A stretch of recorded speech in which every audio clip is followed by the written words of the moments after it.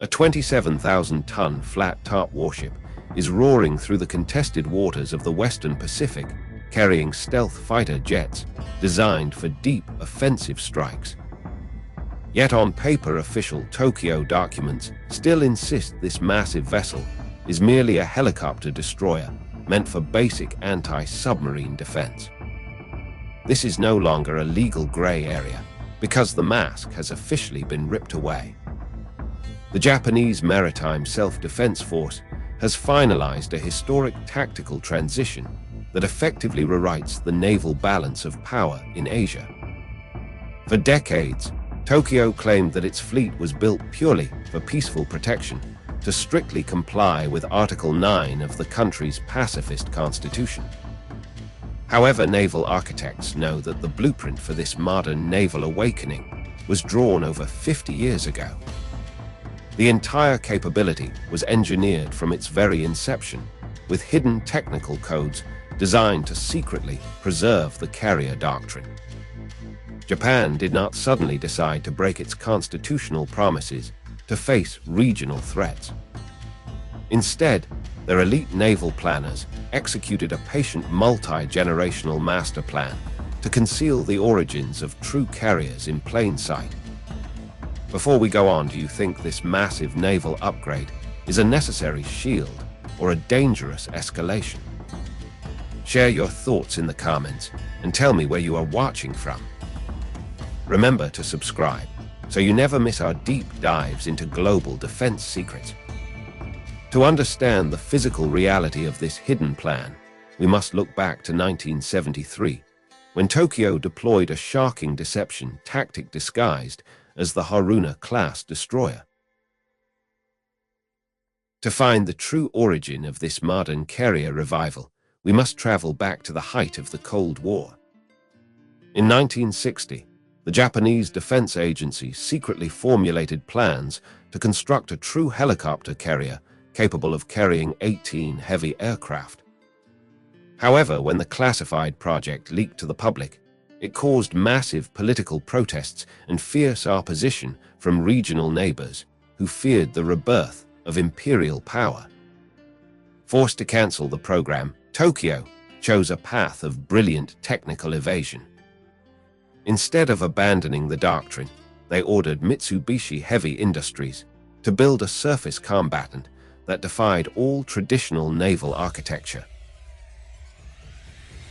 This strategy gave birth to JDS Haruna in 1973. On official papers sent to international intelligence, Haruna was registered as a humble destroyer meant only for anti-submarine escorts. But its physical structure told a completely different story. The vessel was a radical hybrid design. While the front two-thirds of the ship resembled a standard destroyer armed with twin 5-inch guns and anti-submarine rockets, the rear one-third was dominated by a massive flight deck and a towering hangar. To make this small 5,000-ton ship capable of operating 3 heavy Sea King helicopters in the treacherous storms of the Pacific, engineers installed advanced Canadian-built bear trap securing systems and massive 5-square-meter stabilization fins. It was a forbidden carrier flight deck hidden on the back of a destroyer hull. During the 1980s, the strategic stakes reached an all-time high as Soviet nuclear submarines turned the Sea of Okhotsk into a heavily fortified bastion. To counter this threat, Japan turned the Haruna class into the absolute crown jewel of its naval strategy. Haruna did not operate as a standard escort ship.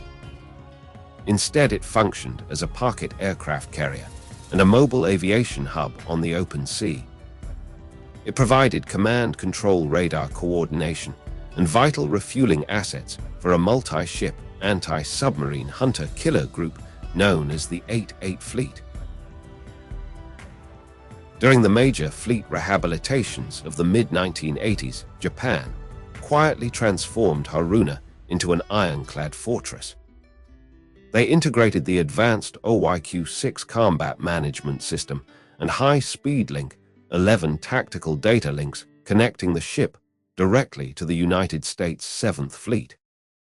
They also added Sea Sparrow missile launchers and Phalanx close-in weapons systems to intercept low-flying anti-ship missiles. While Western media and popular culture often minimized Haruna as a defensive ship that only fought Godzilla in science fiction movies, naval analysts understood the unspoken truth. Haruna was keeping the elite skills of naval aviation alive, training generations of deck crews and flight officers for a future that everyone knew was coming. The long deception engineered by the Haruna class finally came to a spectacular conclusion during the first 2 decades of the 21st century. When JDS Haruna was officially decommissioned on March 18, 2009, followed by her sister ship JDS Hiei in March 2011, Tokyo did not replace them with traditional escort vessels. Instead, the Maritime Self-Defense Force immediately unveiled the Hyuga class and later the even larger Izumo class. The awkward hybrid silhouette that had defined the Cold War era was completely abandoned for an unobstructed full-length flight deck. The mask was off, and the multi-decade evolution was complete. By carefully preserving their carrier doctrine under the strict legal label of helicopter destroyers, for 50 years, Japanese naval planners successfully built the deep logistical infrastructure and elite technical expertise needed to operate modern flat tops. Today, as those very same vessels undergo extensive structural conversions to support the short takeoff and vertical landing operations of F-35B stealth fighter jets, the true lineage of this capability becomes undeniable. Every square meter of the modern flight decks can track its origin directly back to the small hybrid deck of the 1970s.